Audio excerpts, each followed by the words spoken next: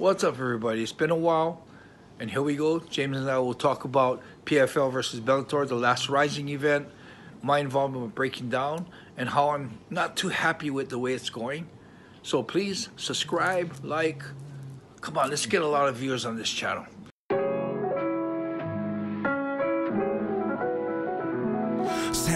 1978とある田舎町で生まれて移り住んだ新宿で育ちこの町で起きたこれまでの俺たちのここまでの生い立ちはほんのまた序の口試されたいちいち正してきた過ち騙し合いやからしないはスニッチの始まり放課後の登山所児童館にホームアローンそんな時間はほったらかして向かったとある場所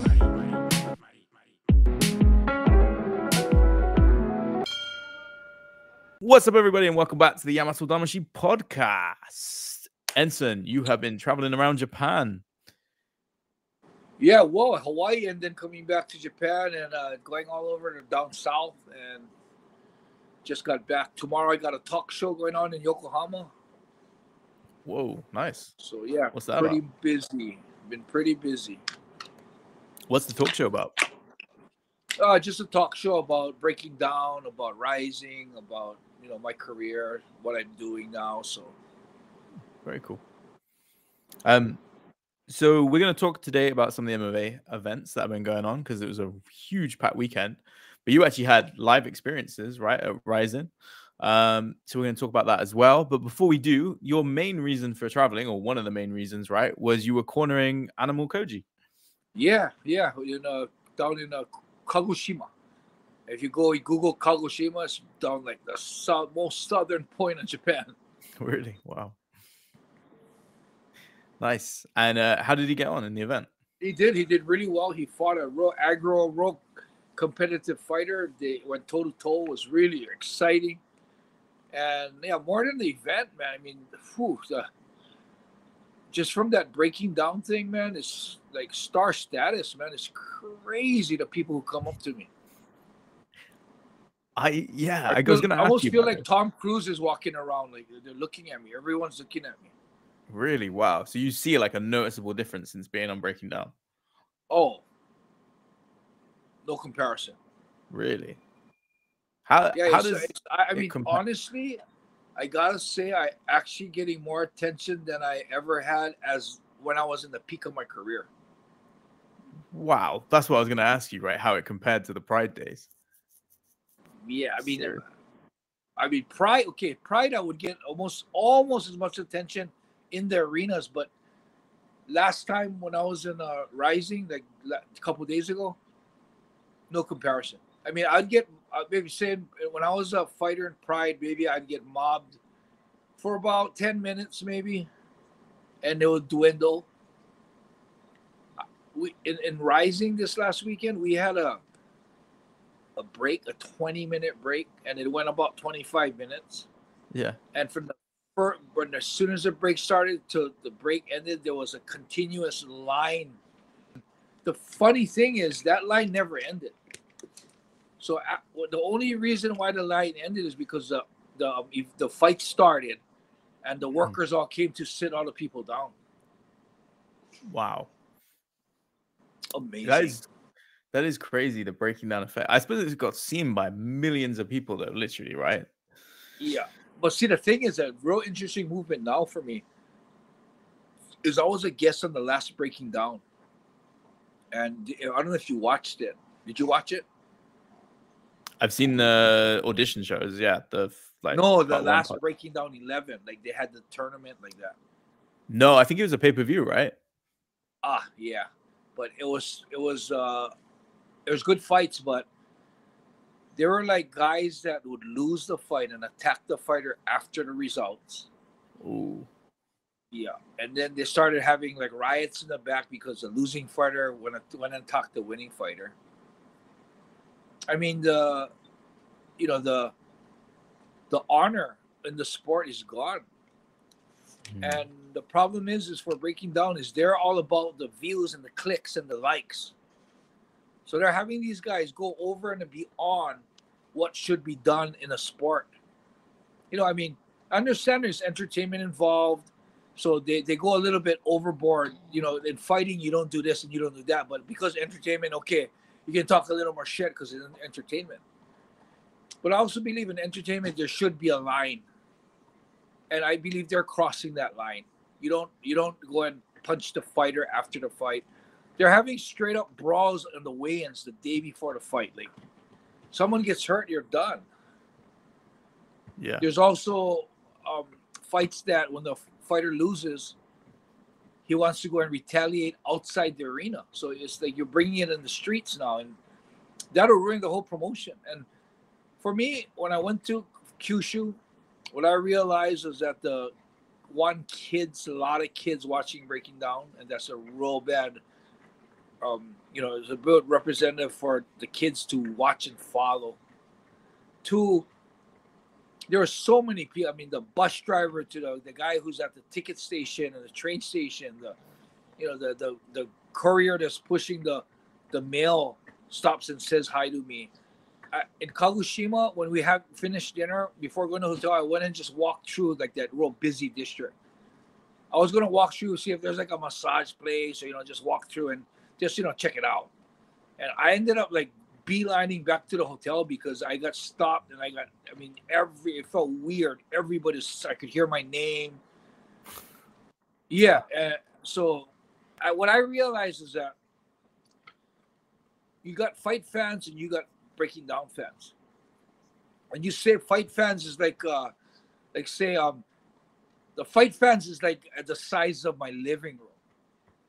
The Breaking Down fans is the size of my house. Wow. So you got every rising fan that knows Breaking Down, but not all Breaking Down fans know Rising. So you got people that have never watched fighting watching Breaking Down. And so this is the image they're getting of fighting. Got these fighters can't control themselves. Before the fight, they can't wait one more day and they're fighting, brawling in the weigh-ins. That kind of stuff. So I'm taking a risk right now because of Breaking Down, my name value went skyrocketing. My YouTube channel gained 4,000 subscribers. My Instagram jumped up, my Twitter jumped up, everything just kind of went crazy. My TikTok jumped up too. And of course, the best thing for my social media platforms is to continue with Breaking Down. But I feel a bigger obligation. I have a bigger obligation to the martial arts, the reputation of fighting, and the honor of the sport. And for me, to be someone who's sitting there with the nickname of Yamatodamashii, representing all the pro fighters that can contain their emotions, and even if they hate the guy, the fight's over, it's done. Be a professional. I'm representing those people too. I don't think it's a proper thing for me to sit there without saying anything. So in my Japanese YouTube channel, I've actually put out a statement on the whole thing. And I was nice about it, but I wasn't also beating around the bush. I kind of was straight to the point on a lot of things. So, if Breaking Down was smart, they would take that and run with it and have me do some scenes where I'm trying to teach these guys a proper honor and what they should and should not do. There's another chance they might be, a little bit offended of me talking bad about Breaking Down. Many people talk bad about Breaking Down unless they're not a part of it. So I'm thinking I'll be the first person that's actually a big part of Breaking Down that's not going to talk very positively about it.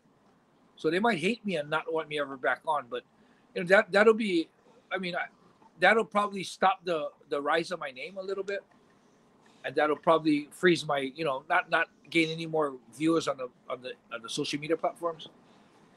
But for me, it's not about clicks, it's not about money, it's not about likes. It's more about what's right and what's wrong. And fighting has made me who I am, and the least I can do is keep the respect to fighting and make sure people don't take advantage of fighting and use it in a bad way and ruin the reputation. That's really, really interesting, because I remember at the beginning of the year, you had kind of said that you were okay with the association with Breaking Down because you felt that it was bringing people off the streets and it was a good thing to get the martial arts discipline. But now, after seeing the most recent experience, you're saying that that's kind of changed now because of the fact that they're doing things that don't go alongside like a traditional martial artist code, right? You know, you don't hit I after agree. the bell. I agree that I still agree that I want to be a part of it because what they're bringing the kids off the street and giving them a future, some of them. Mm-hmm. But then I think there's a bigger picture where they're discrediting the fighting, the martial art. They're teaching the kids the wrong way. They're teaching the young kids that are watching and looking for role models to grab the wrong type of role models. So, you know, as much as I'm super happy to how they're pulling the kids off the street and giving them a dream, I think there's a bigger picture that needs to be taken care of, and that's the respect and honor of the martial art. And if you were a gambling man, do you think that's something they'll do? What do you mean? What do you think? Like, do you think that they will like put some, not regulations, but tell people you can't go fighting after the bell? You can't, you know, because in the UFC, right? Like that happened once. Paul Daly got fired and was never allowed to come back again. So, well, you know, I mean, is that the problem? The problem with that is I don't know, because these promoters are so obsessed with the views and the likes and the popularity of the show. I don't think they're looking in more. They're not looking any deeper into the long-term future of what they're going to do to the reputation of the fight art, the martial art.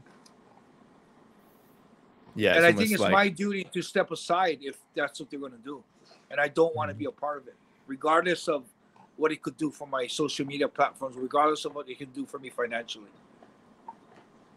Yeah, makes sense. You got principles, right? And I totally agree, because RIZIN's done quite a good job of, yes, there's elements of freak show fights, but there's also good competition in it, right? And you get the impression that the RIZIN fans, that, you know, they're hardcore MMA fans. They want to see good fights. So yeah, so I could see where you stand on it. So that's interesting. Yeah. I had not heard that, actually. That's funny, because sometimes breaking down, you know, you see little bits here and there that kind of seeps into news on Twitter, just in the Western world. But I hadn't seen anything like that, so that's interesting. You mentioned you were at RIZIN. You were at the show in Saga. What was your, other than being mobbed, what was your overall experience of being at the show? I think 9 out of 7 fights are knockouts. Yeah, it was really exciting card. Fights are amazing, man. I mean, the ones that stand out in my head is the main event, Rodriguez and Luis. Oh, great That fight. was a battle, man. I mean, I thought Rodriguez won. I thought maybe Rodriguez pulled it off. It was close. It was definitely close. I thought the first and second round, Rodriguez did really well. Maybe because we expected Rodriguez to get beaten up, and when he didn't, we thought it almost looked like he won the round. Maybe. Yeah, he was one that stood out. That fight. The other fight that stood out was that, what's her name? Oshima, the little girl. Oh, Oshima. Yeah. Wow. Man, she was going for submission after submission and finally got the armbar, and it was solid. It was really good. And then you want to talk crazy submissions. How about Imanari? Oh my gosh. I've never seen someone take such a beating in that moment and then completely turn it around. Just the guy is a wizard, to say the least, with his submissions, right? It was just, I know his age. The thing is his opponent was probably more just concentrating on the foot, boom, armbar. Yeah. Well, Maijima's no slouch, right? And for him to lose to, because he was supposed to fight Vugar, he was supposed to fight Karamov, and then Karamov couldn't come, and Imanari steps in. Is it 46? I think he's 46-year-old Imanari comes in. That's supposed to be like a filler for his fight to win and finally fight Imanov. Yeah, I mean, that when you've got jiu-jitsu that dangerous, right? You just you can Imanari. Crazy. Let's chalk one down for the old man. Yeah, so that I felt like that was a really fun event. It was actually the debut of RIZIN's international streaming service as well, which was quite cool. That's right. That's what they said. And I think it actually was debuted, and it was debuted there. Oh, really? Yeah. It was arena in Kyushu. Yeah, it generally worked pretty well because it's RIZIN.tv, and it was pretty easy to sign up, buy the pay-per-view, watch the fights. I think some people said it was lagging a bit in the beginning, but I wasn't up at 3 a.m. when it started. So I saw probably the last 60 or 7 fights, and it worked fine for me. The audio seemed pretty good. So, yeah, quite cool that they're, doing something for us international fans. It's been a while. So, you know what Bernie getting involved in the podcast. Do you know what the big issue that a lot of people have? You probably are not aware of this, right? Because you're in Japan. Yeah. But one of the big issues that people always have is, so when they first used to do the RIZIN shows, they used to fly in commentators. They used to bring in a commentary team. And then ever since about COVID, they like do this like Zoom commentary where it's all remote. Like you've got guys in Australia like doing the commentary, and it's kind of out of sync. And it's a big, it's a bit of a criticism that most so the guys aren't at the arena anymore. I never did watch the English commentary. No, yeah, they're not the arena. So he's not happy. I tell you, kids, James. Oh, yeah, I know about that. Okay, YouTube followers, you're gonna have a taste of this.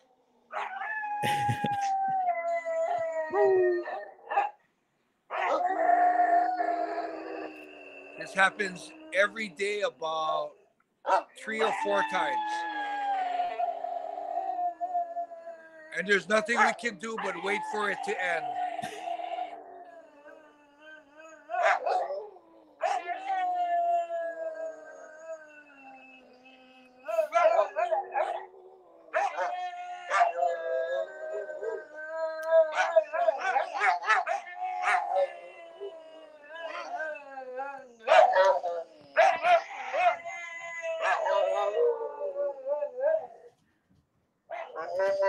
Almost.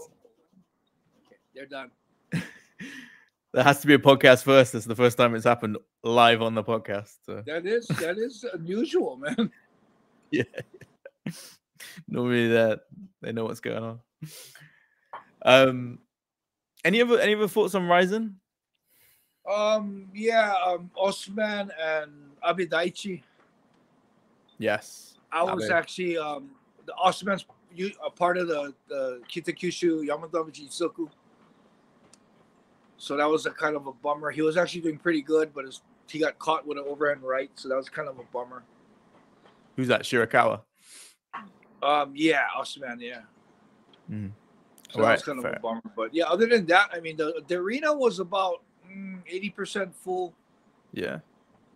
But yeah, I mean, I thought it was a good car. I when I first decided to go, because I was down south in Kyushu, so I figured I'm nearby, so I messaged Rising. I messaged Sakakibara and said, if you have any good tickets open, are you able to get me some invitational tickets? And he said, oh, of course we can. I said, oh, can I get 3? So I got 3 and brought some of the guys with me. And frick, it was awesome seats, man. And I was kind of looking at the card like, there's like 2 or 3 fights I want to see. And then, damn, that whole card was pretty exciting. Yeah, there's lots of good fights in the end. But yeah, I know what you mean. There wasn't that much star power on the show, sort of thing, right? It was quite lower level names, but it turned out to be a really fun show. It was good fights. But it was a whole weekend of good fights. I know you've been busy, so you probably haven't seen many of them. But there was PFL versus Bellator, which was... the thing with PFL versus Bellator in Japan, it said something about Unex, but I looked at Unex and there's no Bellator, so it's actually pretty hard to find. So I actually haven't seen it yet. I pretty much know most of the results, but I didn't see the fights. And I definitely, when I find a way to watch it, I'm definitely going to watch those fights. Yeah, the guy that really stood out to me on those fights was AJ McKee. He looks so good. He faced Clay Collard, and he just handled him. Took him down, subbed him straight away. I was like, wow, because Clay's probably one of PFL's biggest names, right? And AJ just looked like he's on another level. He looked like he could just go into the UFC top 5 easily. I mean, he's always looked pretty good against like Pitbull and like some of the other big Bellator names, but didn't AJ just fight in Japan last year? Not this past New Year's, the one before. Okay, yeah, he fought. Yeah, he fought Souza, if you remember, and it was a pretty close fight. That was a pretty good fight. Souza was pretty good, you know. We watched that live. Yeah. Yeah. So that he looked really impressive. And I don't know what happens, whether he's going to stick about. That's the one thing that's interesting about this whole PFL versus Bellator. Like, are the names staying in Bellator? Are they going elsewhere? Are they going to do these Bellator shows? Who knows? Be able to see. But yeah, we had Yoel Romero versus Thiago Santos. Oh, what happened with that one? Not the most exciting fight, but Yoel still looks pretty good. He did actually get the win. He got the decision win. Oh God, that one a decision. I thought for sure knockout. So did I. Yeah. The other for another second round finish was Vadim Nemkov fighting Bruno Capoloza. Nemkov won, and that was at heavyweight. And yeah, he moved up to heavyweight. Yeah, he's super talented. That guy, like I know he's like Fedor's protege, right? And the sky is the limit with him. He is seriously making a case for, well, he's in heavyweights now, yeah. Yeah, so I don't know whether he'll stay at heavyweight, but he looked like he put on quite a lot of weight for it, so maybe he's gonna stay. There was also Jason Jackson versus Ray Cooper, the third. Oh, what happened with that one? Ray Cooper. Yeah, he lost. Unfortunately, Jason Jackson got the ground and pound in round 2. Ray Cooper lost. Damn. Yeah, he always brings it, right? So that was a bit of a shame. And that was another Bellator win. You can see where I'm going. Oh, like it was literally because even Johnny Eblin, he faced I can never pronounce his name, Impa Kasenge. And I think Impa wasn't he like the light heavyweight champ? I'm not sure. Yeah, I'm never too familiar with the PFL stuff, but Johnny Eblin took some real damage in the beginning, but then came back and won a split decision quite handily, I felt. He did an incredible job of coming back. So that was a really exciting fight as well. And then the main event was where PFL did get a win, which is where Renan Ferreira knocked out Ryan Bader literally straight away. Wow. Within like 20 seconds. And it was a great... That's kind of makes an interesting fight now, because I'd rather see Ngannou fight him than Ngannou fight Bader. Yeah, 100%, because he's a big knockout artist, right? And then obviously Francis is as well. So the two of them, it made quite a compelling fight. But what was crazy was that I thought they were going to get him in the cage, do the face-off, but then Francis left. Like, as soon as the fight finished, Francis left. So that made me think, like, because they were hyping it as this is Francis' future opponent. And so you'd think they might have brought him in the cage or something. But I suppose he's got a big boxing... He's fighting Joshua, right? I guess he's got that before. So I don't know, maybe he doesn't want to talk about it, or... Yeah. Because you think there's a... if he beats Joshua, he's got a huge payday coming to fight Fury again, or Usyk even. Like, depending on how that fight goes as well. So... he is positioned very well for his future. So he's got all these options, right? If he loses to Joshua, he can come back to MMA, do a big fight, or he can do other big boxing fights. So he's in a good place. Yeah, but wow. Did you happen to see the other big notable thing was that Jon Jones was there? Yeah, that was weird, huh? Yeah, and they brought him on the broadcast. What do you think of that? It was I felt like a little bit unprofessional by PFL to be kind of putting him on the spot, asking those questions, kind of saying like, hey, we need to make this fight happen, Jon Jones versus Francis Ngannou. And obviously, I don't know, we know that's not really going to happen, but it just seemed a bit like, I don't know. Didn't really seem like time or place, but I get they're trying to shoot the shot. I was surprised that Jon Jones even was there and even was put up in front of the camera. I think, do you know what it is? I think the whole Saudi Arabia thing changes everything, because I think they probably paid him a shitload of money to be there, a shitload of money to be on camera. And hey, the Saudis have done a great job of getting boxers fight and doing the whole co-promotion. So maybe they're thinking that actually we could do a PFL versus UFC, but I don't know how you feel about that. But never know. I don't think it'll ever happen. I don't think, especially with Dana's stance is pretty much they're overall by far number one. Yeah. Why would why would they even entertain mixing and co-promoting with a association that's second to them by a big margin?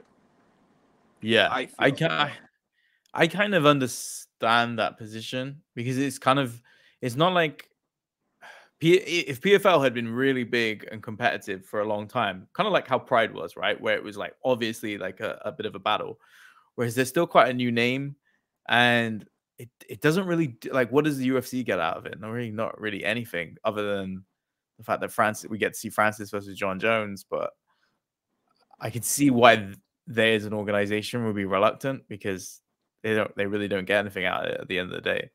Yeah, you know, but you think about it, the big names in, you know, even the winners of PFL versus Bellator, if they're going to try to do a PFL, because now all the fighters are PFL, so you're going to try to do a PFL versus UFC.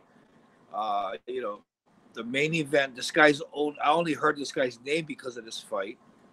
I haven't really watched him fight in PFL at all. You got Nemkov is actually I've heard his name. I saw him fight. I know he's really good, but there's no like McGregor power or Justin Gaethje power. You know, not even like a Max Holloway power. I've heard his name. I know he's a good fighter, but it's not like I know a lot about him because I haven't seen much of him. So even if, you know, Ray Cooper won, still Ray Cooper. I know Ray Cooper, but it's like, who has Ray Cooper fought? You know, I mean, he hasn't fought the likes of Max Holloway, Dustin Poirier, you know, and you know, so yeah, for me, it's too early, right? It's way too early. It doesn't work as exciting. I mean, PFL was exciting. PFL Bellator was exciting because it was like a promotion against promotion. Yeah. Not necessarily because of the name value. So yeah, I mean, you're 100% that'll have right. that excitement in UFC, but they won't have that name value excitement.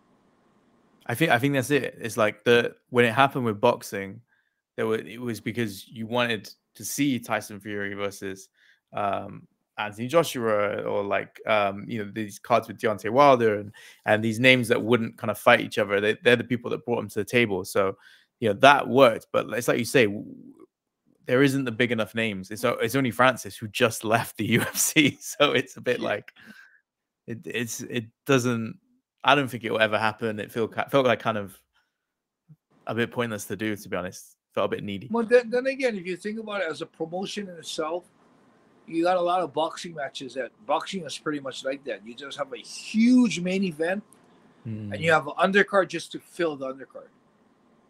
And if the main event is huge enough, that promotion could actually do pretty damn good with just that one fight. You could probably sell the whole event on that one fight. You know, like you know, you got boxing when you got Marvin Hagler against Tommy Hearns. I don't remember any other fights below that. Yeah, Mike Tyson, right. Buster Douglas. I don't remember any other fights below that. And you could do that with Jones and Ngannou, but I guess it's not how MMA's historically done. Like, we have good freedom fight. It's not boxing. Yeah. But I guess I get the tactic of why they did it, because we're talking about it. People are going to talk about it. People are going to talk about PFL. But it's not something I'm clamoring for. Do you know what I mean? Like, if I don't see Jon Jones fight Francis Ngannou, I can live. It's not to me, it's not a huge dream fight. Like, it will be a good fight, but it's not the biggest fight I'm looking forward to. You know, that's true.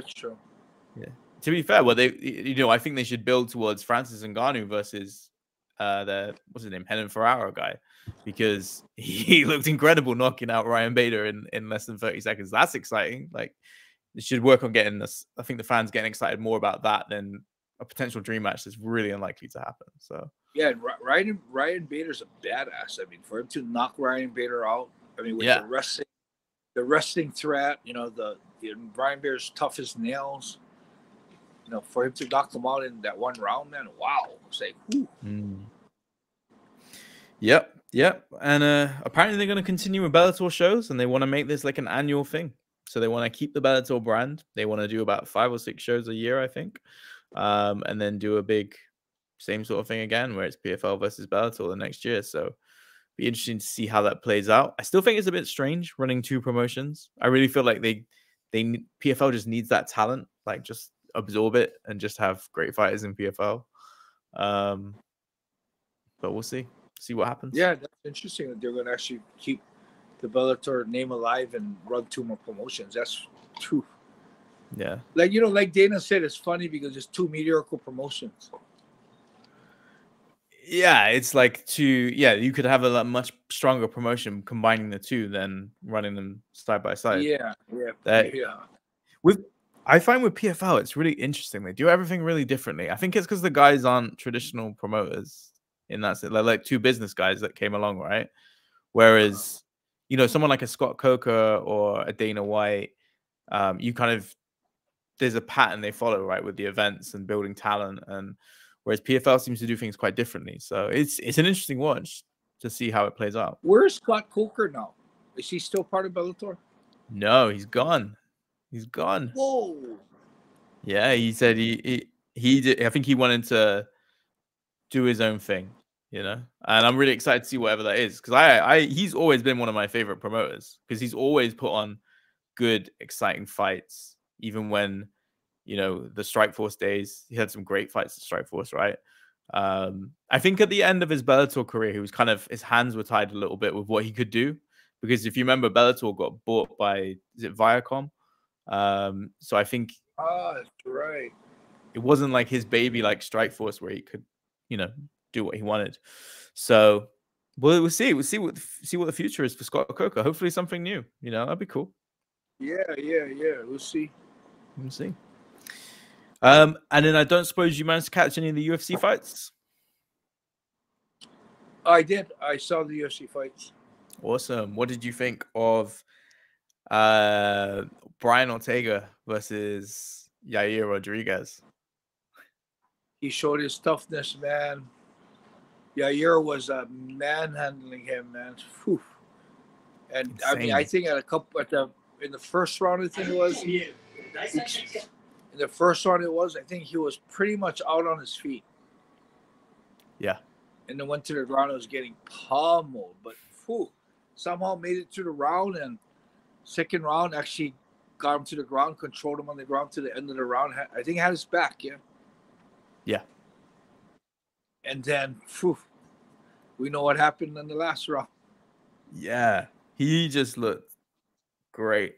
And the toughness and the resilience, even the thing with the ankle first, right? Where he was doing the jumping and then whatever happened there, that looked kind of scary at one point. Someone was saying something like he's not putting the money on Ortega because of the karma he's going to get for cheating on Tracy Cortez.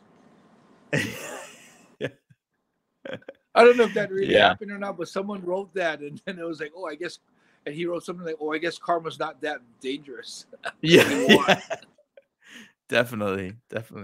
I hope he gets a title shot. Like, him and Topuria would be a fucking fantastic fight. Like, I would love to see that. Calling out who's the champ again? McGregor. No, Topuria's calling out not Hamza. Fuck. What, Paddy? What's the champ in that division? Oh, Islam. Makhachev. Islam, yeah. I can't be up for his name. Yeah, so Topuria's calling out Islam.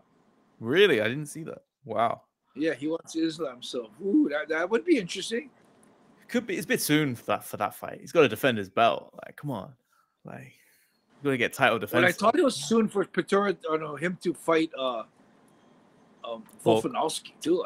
I thought Volk was gonna teach him a lesson, man. Yeah, he is doing insane promotions. I don't know if you've seen, but he walked out to the Real Madrid stadium with the UFC championship, all suited and booted, with like 80,000 people. Like, he's in Spain, he's becoming like the guy. Wow. So definitely becoming a big superstar in my side of the world, in Europe anyway. So that's a big deal. That's like, how do you put this in like American football terms? I don't know. Think of Justin Gaethje walking out with a UFC championship in front of Dallas Cowboys, if they're big. in front of like the whole arena sort of thing. Kind of like that. But Real Madrid in Spain is the biggest thing ever. Even in Europe. It's huge. Really? Yeah. Yeah, it's a big deal. So he is doing really big things. But yeah, I'd love to see him fight Ortega. I think that would be cool. Yeah, I agree. Anything else you wanted to discuss? No, that's about it. Cool. Looking forward to Thailand. Yeah, it's coming up. 2.5 weeks to go. In fact, I'll talk to you about that after, actually. Yeah. But yeah, thanks everybody for watching. I hope you enjoyed this quick episode, and we'll be back again soon. All right, everyone. Thank you for watching. Please make sure you subscribe, like, share, and let everyone know that Enson Inoue has a podcast. All right, everyone. Have a good night. See you soon.